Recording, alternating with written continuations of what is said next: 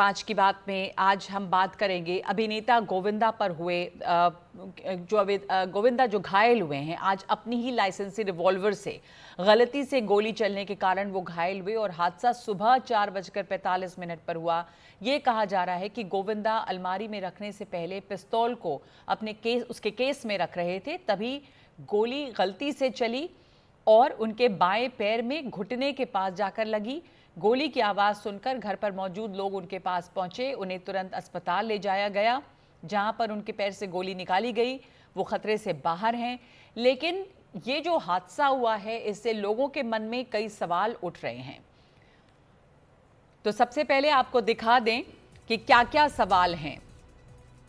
एक सवाल तो ये है कि पिस्टल की ज़रूरत सुबह सुबह गोविंदा को क्यों पड़ी थी? पिस्टल जो है वो लोडेड क्यों थी?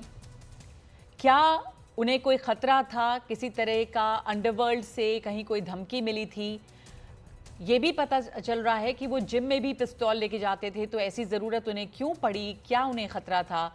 और ये बड़ा सवाल है कि क्या ये सिर्फ एक हादसा था या फिर इसमें कोई राजनीतिक एंगल भी है? तो इन पांचों सवालों पर हम अपने सहयोगियों के साथ चर्चा करेंगे जो इस खबर को कवर कर रहे हैं। लेकिन पहले आपको सुनाते हैं, घटना के बाद गोविंदा अस्पताल जब पहुंचे तो उन्होंने एक ऑडियो संदेश जारी किया है।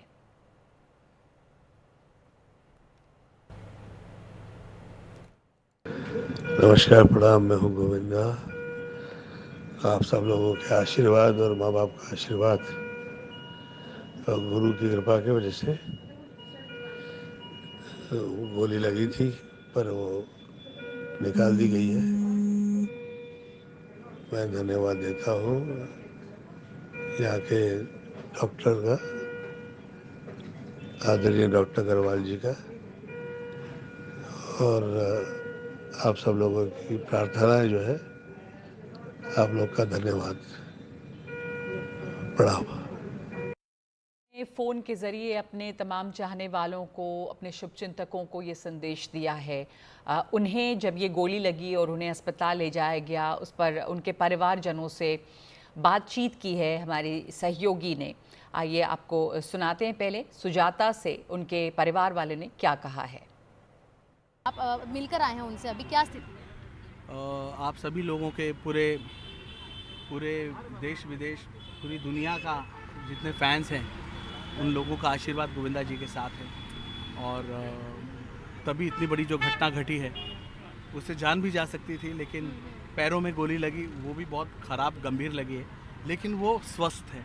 डॉक्टर ने बोला ही is fine, he was laughing, अच्छे से मिले, स्माइल किया और मुझे ये कहा कि बजरंग बली की बड़ी कृपा है विनय, ये गोली कहीं और भी लग सकती थी, कुछ भी हो सकता था, तो बजरंग बली ने बचाया है। यही घटनाक्रम को लेकर थोड़ा सा कंफ्यूजन हो रहा है क्योंकि लाइसेंस्ड बंदूक थी, अनलॉक थी, आखिर आपको उन्होंने बताया क्या? जो आदमी लाइसेंस जो गन रखेगा अपने प्रोटेक्शन के लिए रखता है, उसके जीवन में कभी वो कभी नहीं चाहेगा कि किसी को गोली लगे। एक पुलिस वाला भी कभी भगवान से प्रार्थना नहीं करेगा कि मेरे हाथों से कोई।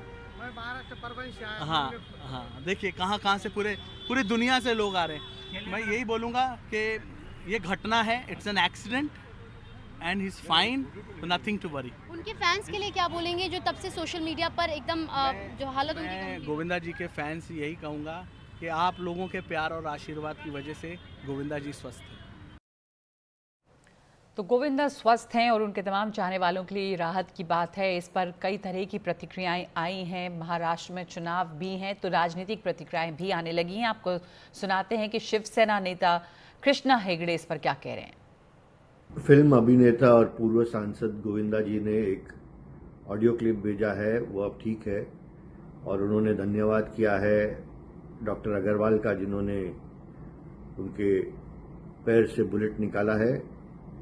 और सभी जो गोविंदा के फैंस हैं उनको कोई चिंता करने की ज़रूरत नहीं है, और सभी के शुभकामनाएं गोविंदा जी के स्पीडी रिकवरी के लिए शिवसेना की तरफ से और सभी देशवासियों की तरफ से हम देते हैं।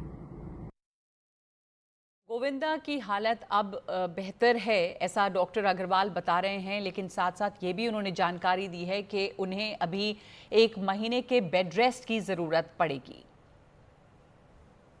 बॉलीवुड एक्टर गोविंदा के घर हुई मिस फायरिंग के चलते उनके खुद के हाथों उनके पैर पर गोली चल गई, जिसके बाद उन्हें क्रिटिकल अस्पताल में भर्ती कराया गया है। एक ऑडियो क्लिप जारी कर गोविंदा ने अपने आप को सही बताया और साथ ही उनके डॉक्टर रमेश अग्रवाल को धन्यवाद भी किया, क्योंकि सही समय पर जो ऑपरेशन किया गया है जिसके बाद से वो बचाए गए। सर, आपसे जानना चाहेंगे कि जब उन्हें यहाँ पर लाया गया था अस्पताल में, तो उस समय उनकी कंडीशन क्या थी और किस प्रकार जो है एक फर्स्ट एड के तरीके से आप लोग ने जो है चीज़ें पर काम किए? कंडीशन उनकी ऐसा ठीक थी और वो he is quite brave and he took it very bravely.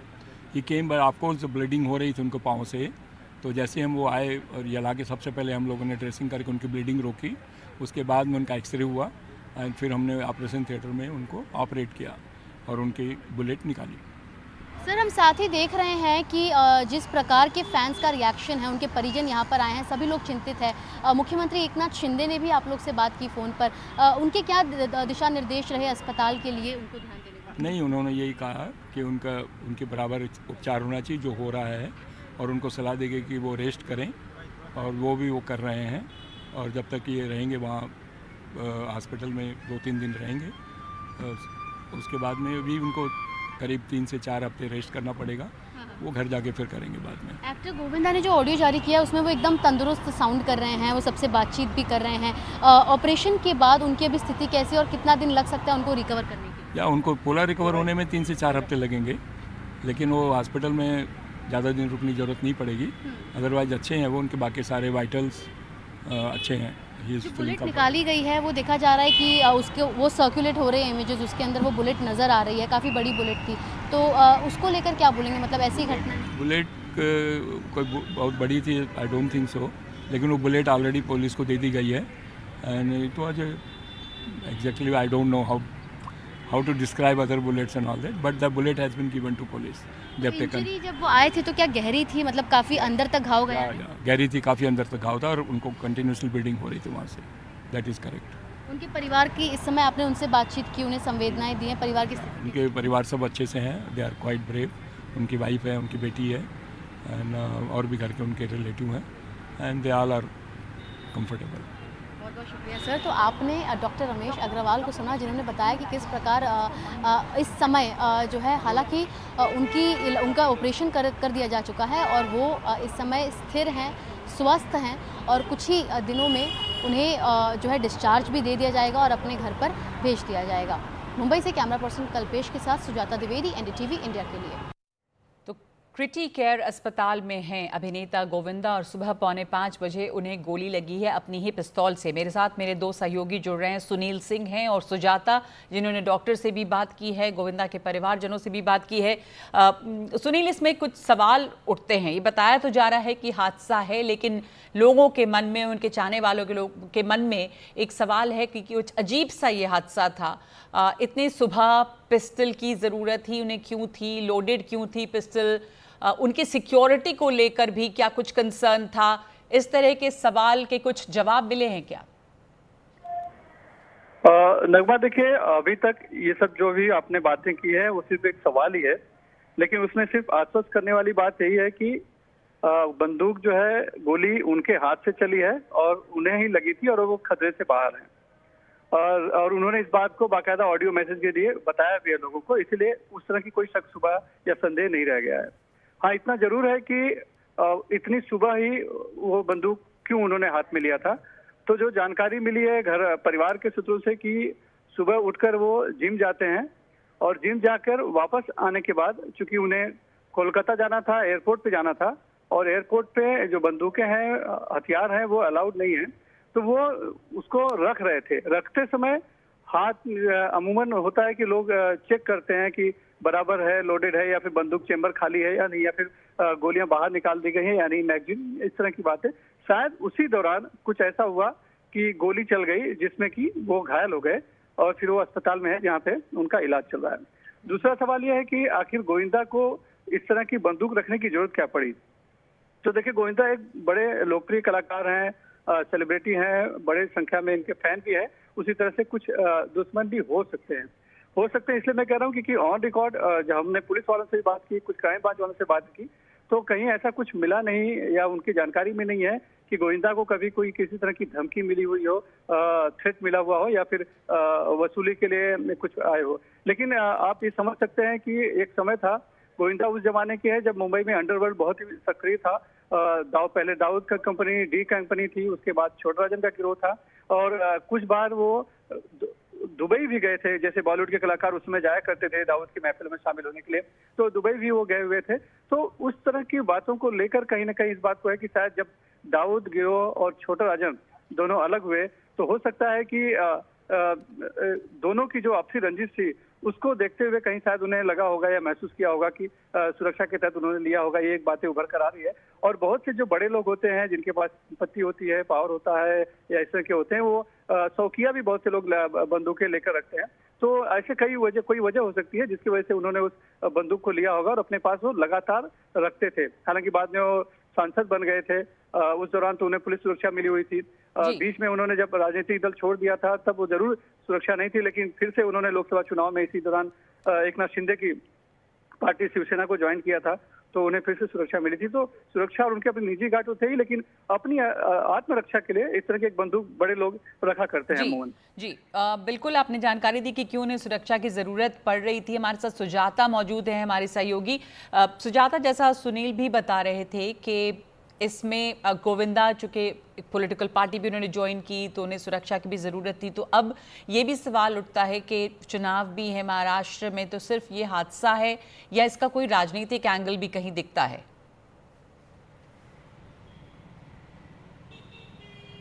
बिल्कुल। और देखिए, अगर हम बात करें उस दरमियान जब अप्रैल का महीना था और गोविंदा ने एकनाथ शिंदे का हाथ थामा था, तब भी ऐसे अटकलें लगाई जा रही थी कि वो लोकसभा चुनाव लड़ सकते हैं। लेकिन तब उन्होंने किसी भी प्रकार की चुनाव में जो है वो शामिल तो नहीं हुए, लेकिन स्टार प्रचारक के तौर पर उन्होंने लोकसभा चुनाव का प्रचार प्रसार ज़रूर किया। उसके बाद थोड़े से राजनीति से कुछ महीनों के लिए वो सामने नहीं आए, और अब जब विधानसभा के चुनाव बस कुछ ही महीनों में महाराष्ट्र में होने वाले हैं, इस दरमियान एक्टर गोविंदा के साथ इस प्रकार की घटना कहीं ना कहीं चुनावी गलियों में भी एक चर्चा का विषय बन चुका है। क्योंकि एक और जहां गोविंदा इस बार के विधानसभा चुनाव में एक बड़ी भूमिका निभा सकते हैं, खासतौर पर एकनाथ शिंदे के लिए। और अगर हम बात करें मुंबई सबर्बन की इस साइड में, तो जाहिर सी बात है कि एक प्रसिद्ध कलाकार हैं और काफ़ी वेटरन रह चुके हैं। तो ऐसे में गोविंदा की इस पूरे विधानसभा चुनाव की भूमिका को लेकर हर कोई जो है नज़रें अपनी बनाए रखा था। लेकिन इस प्रकार की घटना ये विधानसभा चुनाव को कैसे कोरिलेट करती हैं, और साथ ही इस समय जो जांच की जा रही है उसमें मुंबई पुलिस और साथ ही मुंबई क्राइम ब्रांच ने साथ मिलकर आज जो परिवारजन से और साथ ही जो इनके क्लोज एड्स है, जब उनसे बातचीत की, साथ ही सवाल ये भी किए गए कि आखिर इनका जो है हाल फिलहाल के कुछ दिनों में क्या किसी प्रकार की थ्रेट या फिर कुछ ज़्यादा चिंतित नज़र आ रहे थे या नहीं गोविंदा, और आखिर जिस इवेंट के लिए वो जा रहे थे कोलकाता, उसमें आखिर उनके स्केड्यूल क्या थे, उसको लेकर जो है जांच की जाने वाली। तो कहीं ना कहीं जो तालमेल है वो विधानसभा चुनाव के साथ भी बिठाया जा रहा है। हालांकि क्या कुछ बातें निकल कर सामने आएंगी, ये पूरी पड़ताल के बाद ही मुंबई पुलिस सामने रख पाएगी। इस समय गोविंदा की हालत स्थिर है, क्रिटिकल अस्पताल में वो भर्ती हैं। उनकी जो पत्नी है, उनकी जो बेटी है, वो उनके साथ मौजूद है। लगातार जो तमाम राजनेता हैं वो आकर इनसे मिल रहे हैं। सुजाता, एक सवाल आपसे कि जब ये हादसा हुआ, सुजाता जब ये हादसा हुआ था उसमें जांच पड़ताल भी हुई, आपसे बातचीत में आप बता रही थी कि पूछताछ हो रही है उन लोगों से भी जो सबसे पहले कमरे में गए, कौन वहां पर गया जब उनको वो गोली लगी उनके ही पिस्टल से, तो उसके बारे में भी क्या जानकारियां हैं?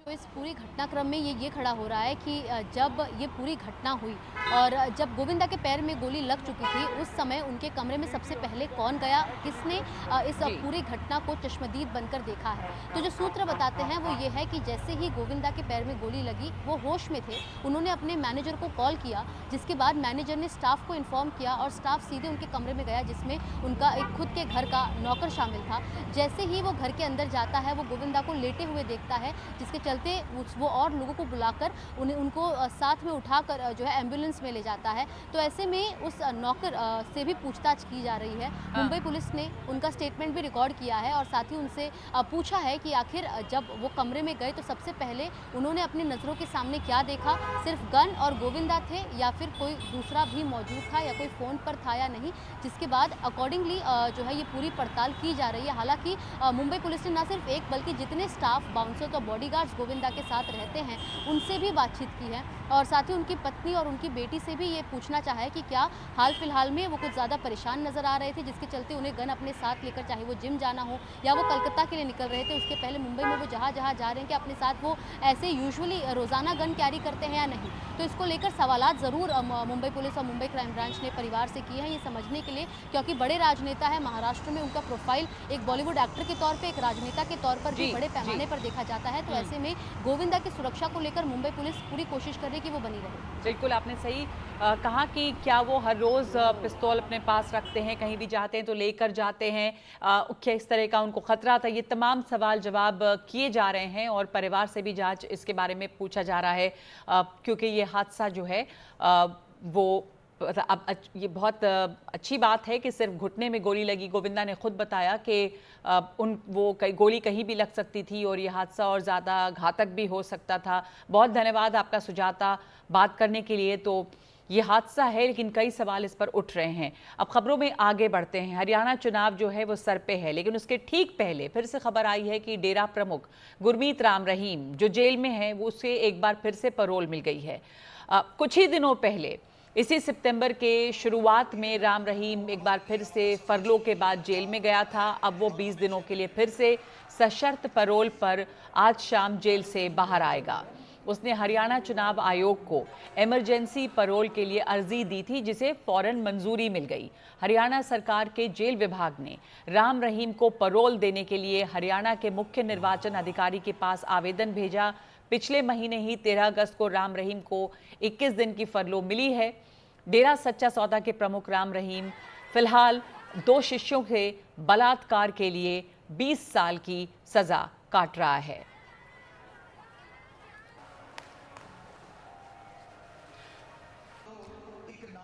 हरियाणा कांग्रेस ने राम रहीम को पैरोल दिए जाने के खिलाफ चुनाव आयोग को पत्र लिखा है। हरियाणा कांग्रेस का कहना है कि हरियाणा में मतदान से पहले राम रहीम को पैरोल न दी जाए, क्योंकि राम रहीम हरियाणा में मतदाताओं को प्रभावित कर सकता है। कांग्रेस का कहना है कि राम रहीम का पिछला इतिहास इस बात का गवाह है। राम रहीम की हरियाणा में फॉलोइंग है, वो इसका इस्तेमाल करता है, इसलिए राम रहीम को पैरोल नहीं देने चाहिए।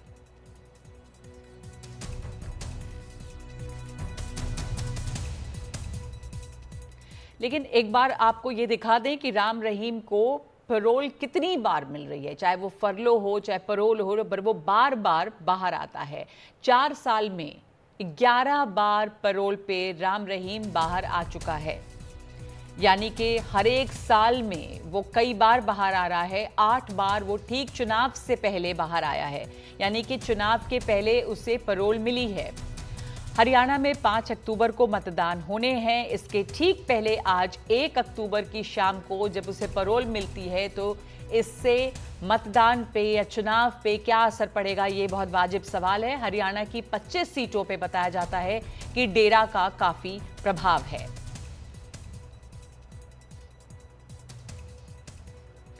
और एक नजर डालते हैं ग्राफिक्स के जरिए कि उसे कितनी बार पैरोल मिली, कितनी बार फरलो मिली। तो 8 पैरोल और 3 फरलो मिल चुकी है राम रहीम को। और बार बार राम रहीम को राहत क्यों मिलती है, ये भी सवाल है। 24 अक्टूबर 2020 अस्पताल में भर्ती मां से मिलने के लिए उसे 1 दिन की पैरोल मिली। 21 मई 2021 मां से मिलने के लिए फिर से 12 घंटे की पैरोल मिली। 7 फरवरी 2022 परिवार से मिलने के लिए 21 दिन की फरलो मिली। जून 2022 तीसरी बार 30 दिन की पैरोल। 14 अक्टूबर 2022 चौथी बार 40 दिन की पैरोल। 21 जनवरी को फिर पर उसे 5वीं बार 40 दिन की पैरोल मिलती है। 20 जुलाई 2023 को 6ठी बार 30 दिन की पैरोल मिलती है। 21 नवंबर 2023 को 21 दिन की फरलो मिली। 19 जनवरी 2024 7वीं बार 50 दिन की पैरोल। 13 अगस्त 2024 21 दिन की फरलो और 1 अक्टूबर 2024 फिर से 20 दिन की पैरोल। यानी जितने दिन वो जेल में है उससे ज्यादा तो वह बाहर रह रहा है। तो ये लगातार जो बाहर रह रहा है, इसके ऊपर सवाल उठ रहे हैं कि आखिर क्यों इतनी बार उसे पैरोल या फरलो मिलती है। हमारे साथ हरियाणा के पूर्व आईजी रणवीर शर्मा जुड़ गए हैं। रणवीर शर्मा जी, एक बार फिर से राम रहीम को पैरोल मिली है और हरियाणा में चुनाव हैं, तो चंद दिनों बाद चुनाव हैं, ऐसे में राम रहीम का पैरोल पर बाहर निकलना, चुनाव पर इसका क्या असर देखते हैं आप?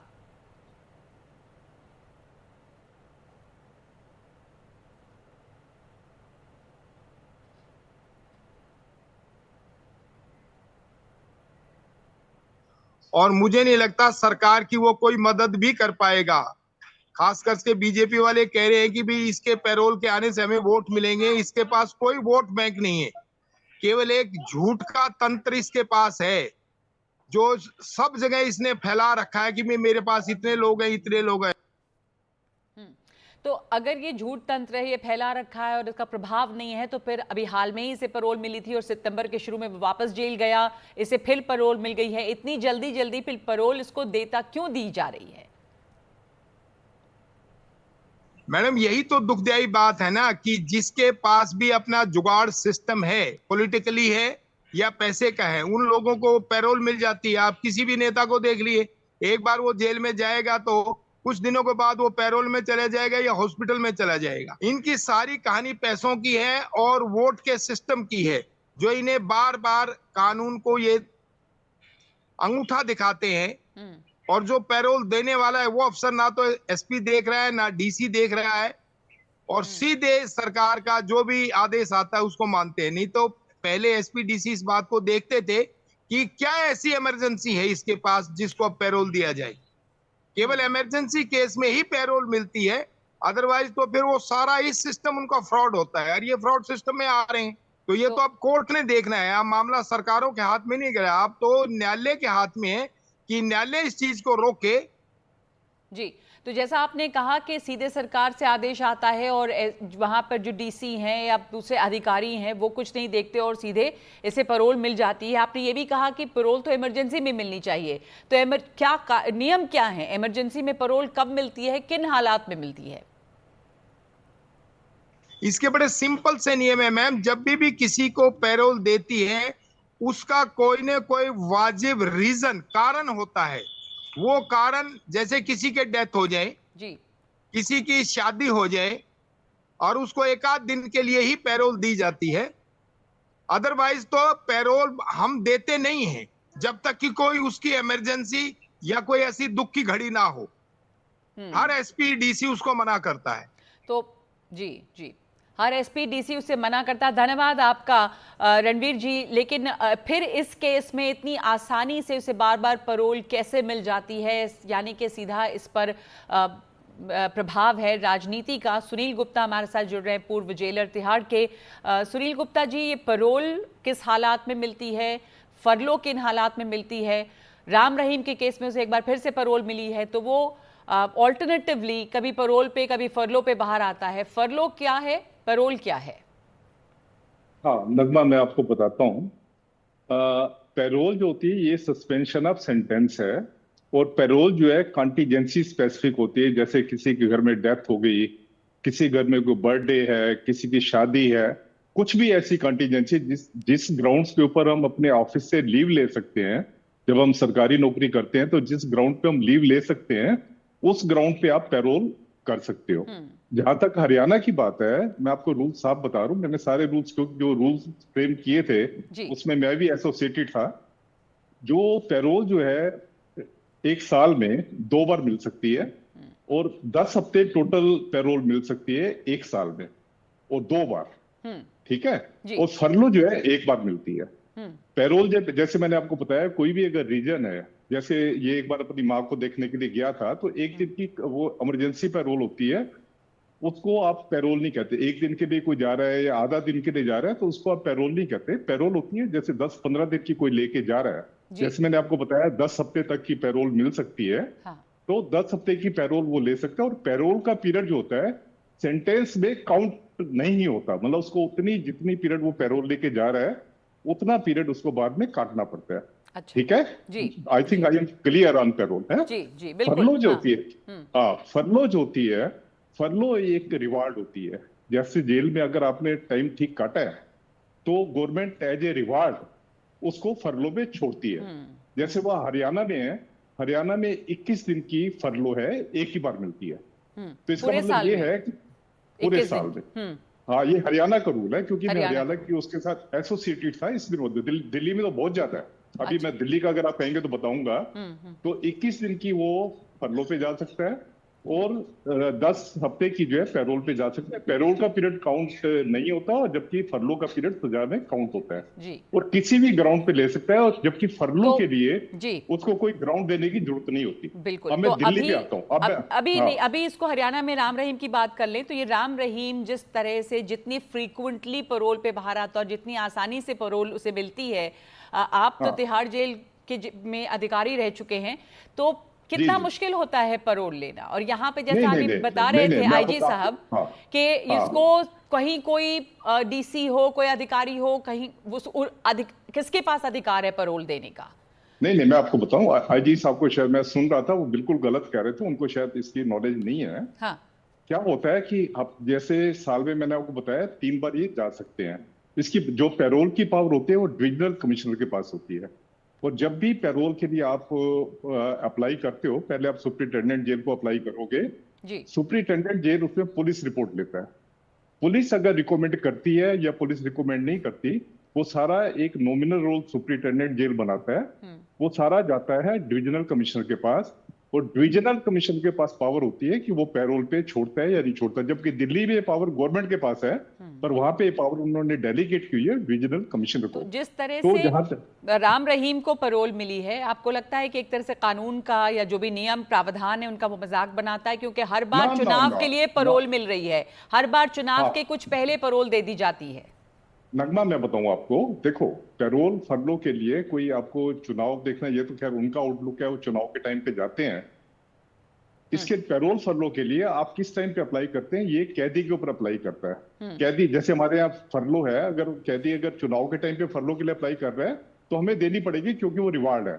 और हमारे यहाँ तो 3 बार फरलो है, उनके यहाँ तो 1 बार है। हरियाणा में, दिल्ली में 3 बार फरलो पे जा सकता है जी। 1 बार 7 दिन की, 1 बार 3 हफ्ते की, 1 बार 3 हफ्ते की। तो मतलब दिल्ली में तो खैर काफी ज्यादा है। और देखो मैं आपको बताऊं, जहां पे हमारा जो जेल है, जितनी भी इंडिया में जेलें हैं, उनका काम है रिफॉर्मेशन, रिहेबिलिटेशन और रीइंटीग्रेशन ऑफ द प्रिजनर। ये हमारा पुलिस के उससे देखना नहीं होता किसी चीज को। हमारा आउटलुक बिल्कुल पुलिस से उल्टा होता है। पुलिस का काम होता है जेल में भेजना, हमारा काम होता है कि जितना उसको बाहर निकाल सकते हैं, subject to the rules, subject to the police report, जितना निकाल सकते हैं उसको निकालते हैं, ताकि उसको रिफॉर्मेशन, वो कहते हैं कि जितना प्रिजनर बाहर जाता है उतना रिफॉर्मेशन। ठीक है, मैं आप समझ गई कि क्या नियम है। मैं आपसे एक सवाल एक चीज और बताना चाहता हूँ मैं इसमें। क्या होता है कि आप अगर हरियाणा के देखेंगे या दिल्ली में देखेंगे, हमारे यहाँ 50% लोग तो पैरोल फरलोल अप्लाई नहीं करते। हमें कई बार जो है जबरदस्ती यहाँ से फरलों के लिए आदमी कैदियों को भेजना पड़ता है। तो जनरली वो अप्लाई नहीं करते, क्योंकि उनको होता है बाहर जाएंगे, बाहर जाके मेहनत करनी पड़ेगी, कमाना खाना पड़ेगा, घर में कोई और गुस्सा आ गया किसी बात पे, तो वो निकलते ही नहीं बाहर। हमें जबरदस्ती हमें वहां निकालना पड़ता है। हाँ जी, आप पूछ रहे थे। अच्छा। लेकिन ये सिर्फ कोइंसिडेंस है कि बार बार राम रहीम को चुनाव के पहले पैरोल दे दी जा रही है, तो इसमें कोई पॉलिटिकल इन्फ्लुएंस आप नहीं देखते हैं? जैसे अक्टूबर 2020 में हरियाणा चुनाव से पहले पैरोल मिली, पंजाब चुनाव के बीच 21 दिन की पैरोल मिल गई उसे 2022 में, अभी हरियाणा चुनाव की घोषणा से पहले 20 दिन की पैरोल मिली, और अब कुछ दिनों के बाद से यहाँ पर वोट होने हैं तो एक बार फिर पैरोल मिली है। तो आप नगमा, मैं बताता हूँ आपको इसमें। नगमा क्या होता है कि ये जब एक आदमी अंडर ट्रायल होता है, वो कोर्ट की प्रॉपर्टी होता है। जब वो कन्विक्ट हो जाता है, वो स्टेट की प्रॉपर्टी बन जाता है। तो आप जो पॉलिटिकल इन्फ्लुएंस की बात कर रहे हैं, मैं पूरा मानता हूँ, 100% मान रहा हूँ इसमें पॉलिटिकल इन्फ्लुएंस होता है। और अगर गवर्नमेंट जिसको चाहती है कि देना, और जैसे 10 हफ्ते तो बहुत ज्यादा होता है कि आप 2 बार 10 हफ्ते की वो ले सकते हो, पैरोल ले सकते हो। तो हाँ, पॉलिटिकल इन्फ्लुएंस पूरा होता है। बिल्कुल ठीक है, बहुत धन्यवाद आपका हमारे साथ जुड़ने के लिए सुनील गुप्ता जी।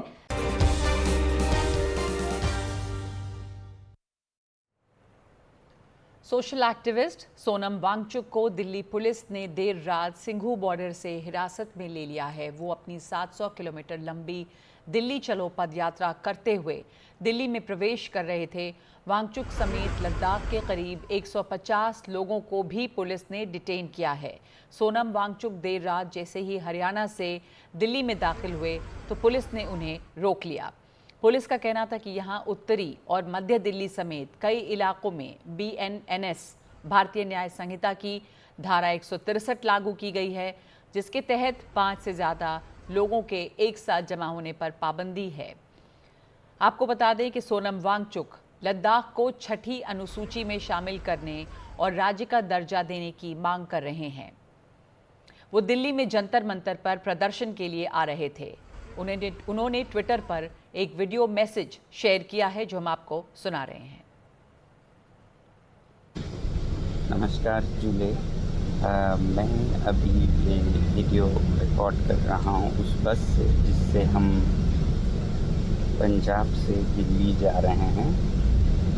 रास्ते में हरियाणा पुलिस और दिल्ली पुलिस के बहुत सारे गाड़ियाँ हमें एस्कॉर्ट कर रही थी, मगर जैसे जैसे हम दिल्ली की तरफ पहुंच रहे हैं लग ऐसा रहा है कि वो एस्कॉर्ट नहीं बल्कि हमें वो एक तरह का डिटेन कर रहे हैं या अरेस्ट कर रहे हैं, क्योंकि सारे बसों में, खासकर हमारे बस में 2 पुलिस ऑफिसर्स आए हुए हैं और बताया ये जा रहा है कि दिल्ली के बॉर्डर पर लगभग 1000 की पुलिस फोर्स तैनात की गई है और सारे लेन्स को मिलाकर एक किया गया है और इसीलिए बहुत बड़ा ट्रैफिक जैम है यहाँ पर। वैसे ही हमें बताया गया कि लद्दाख भवन, जहाँ पर लद्दाख के नेता ठहरे हैं, उन्हें बैरिकेड करके एक तरह का हाउस अरेस्ट सा किया गया है और जो लद्दाख के स्टूडेंट्स दिल्ली में हैं, जिस मोहल्ले में या इलाके में हैं, वहाँ भी बैरिकेड्स किए गए हैं। तो हमें शायद तो सोनम वांगचुक ने ये मैसेज शेयर किया है। दिल्ली की CM आतिशी को सोनम वांगचुक से मिलने से रोका गया। सोनम वांगचुक को मिलने वो बवाना थाना पहुंची और कहा कि दिल्ली की मुख्यमंत्री को सोनम वांगचुक से नहीं मिलने दिया गया। इस बात की हम घोर निंदा करते हैं। LG राज खत्म होना चाहिए, दिल्ली से भी और लद्दाख से भी।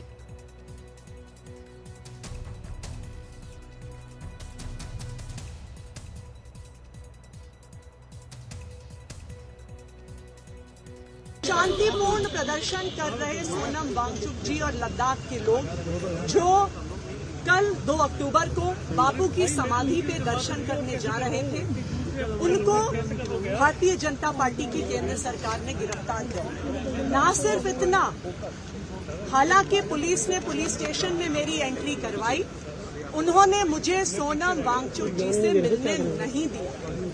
ये भारतीय जनता पार्टी की तानाशाही है। हम सोनम वांगचुक जी का लद्दाख में LG राज खत्म होना चाहिए और उसी तरह दिल्ली में भी ये LG राज खत्म होना चाहिए। तो मेरे साथ इस वक्त जुड़ गई है मेरी सहयोगी प्रेरणा।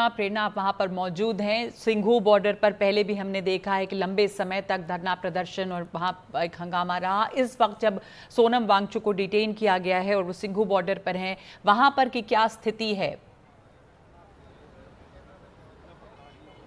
जी नगमा, देखिए मैं अभी बवाना पुलिस स्टेशन के बाहर मौजूद हूँ और कल रात के बाद से सोनम वांगचुक को डिटेन करके यहाँ ही रखा गया है। उन्हें किसी से भी मिलने नहीं दिया जा रहा है। आज मुख्यमंत्री आतिशी भी पहुँची, उन्हें भी मिलने नहीं दिया गया। हालांकि उनकी जो एंट्री थी वो पुलिस स्टेशन में हो गई थी, लेकिन उन्हें सोनम वांगचुक से मिलने नहीं दिया गया और सोनम वांगचुक के वकील जो हैं उन्हें भी मिलने नहीं दिया जा रहा है उनसे। अभी कुछ ही देर पहले यहाँ पे जम्मू कश्मीर के जो फॉर्मर गवर्नर हैं सत्यपाल मलिक, वो भी यहाँ पहुँचे थे, लेकिन उन्हें भी मिलने नहीं दिया गया। और बताया ये जा रहा है सूत्रों के हवाले कि सोनम वांगचुक जो हैं उन्हें एक अलग ही कमरे में रखा गया है, जहाँ उन्हें अधिकारियों और ऑफिशियल्स के साथ जो है बैठाया गया है। और बाकी जो डिटेन समर्थक जो उनके साथ करीब 150 समर्थक जो आए थे, उन्हें भी यहाँ डिटेन करके रखा गया है और अलग अलग पुलिस स्टेशंस में रखा गया है। करीब 30 समर्थक जो हैं वो यहाँ मौजूद हैं और अलग अलग पुलिस स्टेशंस, नरेला, कुछ को अलीपुर और अलग अलग जो पुलिस स्टेशंस हैं वहाँ पे जो समर्थक हैं उन्हें डिटेन करके रखा गया है। और सूत्रों के हवाले से ये भी खबर आ रही है कि आज रात तक करीब 9:30-10 बजे तक इन्हें छोड़ा जाएगा। लेकिन इन्हें दिल्ली जिस वजह से ये दिल्ली जा रहे थे जंतर मंतर पे प्रदर्शन करने, कल ये राजघाट भी जाने वाले थे बापू समाधि पे, लेकिन वहाँ इन्हें नहीं जाने दिया जाएगा और इन्हें करीब 24 घंटे में दिल्ली पुलिस को जो है या तो इन्हें छोड़ना पड़ेगा या फिर इन्हें अरेस्ट करना पड़ेगा। तो अभी जो सूत्रों के हवाले से खबर आ रही है उसमें ये पता चल रहा है कि करीब 9:30-10 बजे के आसपास उन्हें रिलीज़ किया जाएगा। 9:30 के आसपास उन्हें रिलीज़ किया जाएगा। और आप बता दें एक बार फिर से दर्शकों को कि एक लंबी पदयात्रा के बाद वो दिल्ली पहुंच रहे हैं। जो मांग है कि 6 शेड्यूल को वहां पर ये किया जाए और राज्य का दर्जा जो है वो दिया जाए। अब 6 शेड्यूल को ख़त्म करने की मांग को लेकर सोनम वांगचुक लगभग 150 लोगों के साथ यहाँ पर पहुँचे हैं, लेकिन उन्हें किसी से भी मिलने नहीं दिया जा रहा है और पवाना थाने में इस समय उन्हें रखा गया है। इसके अलावा ये भी जानकारी है कि शायद रात में उन्हें छोड़ा जाएगा। इसके पहले उन्होंने बहुत लंबा एक क्लाइमेट फास्ट भी किया था, इसे लेकर 21 दिन का फास्ट था उनका, इसी के लिए 6 शेड्यूल को ख़त्म करने के लिए। और लगातार वो इस बात पर जोर दे रहे हैं कि यहाँ पे एक राज्य का दर्जा लद्दाख को मिलना चाहिए और 6 शेड्यूल को ख़त्म करना चाहिए, जो वहाँ के पर्यावरण की रक्षा के लिए बहुत ज़्यादा ज़रूरी है। तो एक आपको हम तस्वीरें दिखा रहे हैं जो डिटेन किया गया है सोनम वांगचुक को। ब्रेक लेते हैं और लौटते हैं दूसरी खबरों के साथ।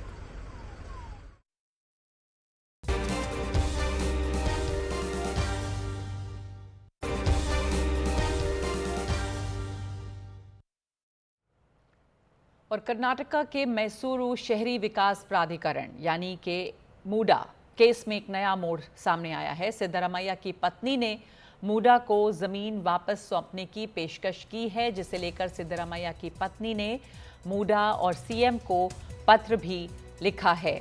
सिद्धरामैया के खिलाफ इस मामले में ईडी ने केस दर्ज करने के बाद उनकी पत्नी ने ये पेशकश की है। ये प्लॉट उन्हें मूडा द्वारा दिए गए। पार्वती ने मूडा को लिखे अपने पत्र में कहा है कि वो मैसूर शहरी विकास प्राधिकरण द्वारा उनके पक्ष में निष्पादित 14 प्लॉट के दस्तावेजों को रद्द करके उन्हें वापस करना चाहती हैं। कृपया इस संबंध में जल्द से जल्द आवश्यक कदम उठाए जाएं। तो निहाल हमारे साथ जुड़ गए हैं। निहाल, अब उनकी पत्नी ने जब मूडा को चिट्ठी लिखी है और इन प्लॉट्स को वापस करने की पेशकश की है, उसके बाद इस मामले में क्या नया मोड़ है देख रहे हैं आप, और अब आगे क्या?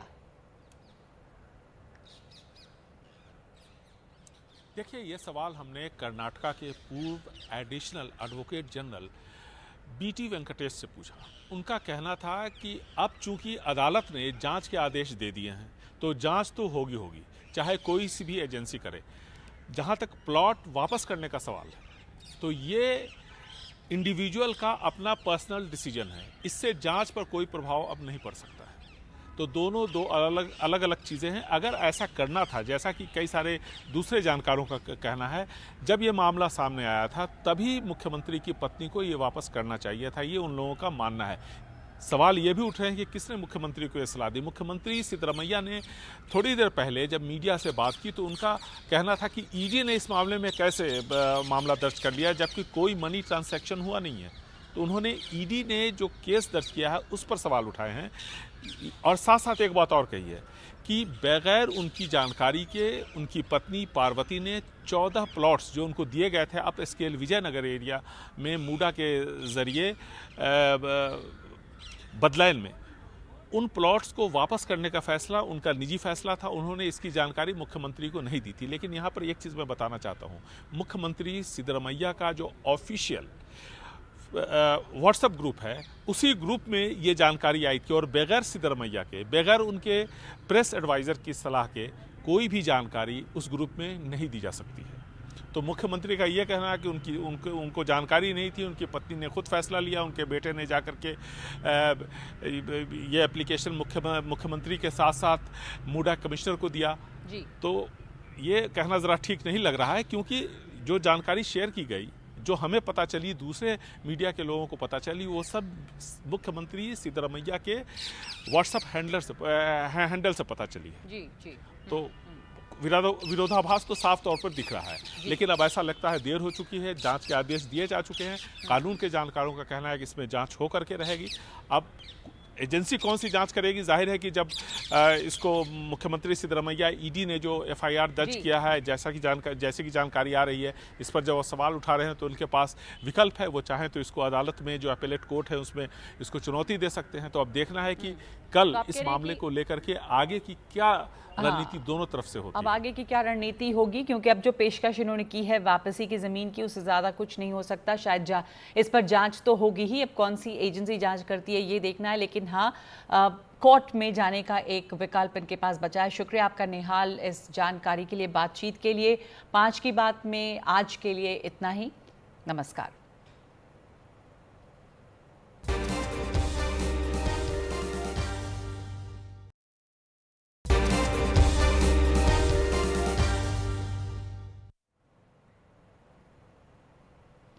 यूपी के मैनपुरी में बच्चे के जन्म पर नर्स को नेग न देने पर नर्स ने नवजात को 40 मिनट तक मेज पर ही छोड़ दिया, जिससे बच्चे की मौत हो गई।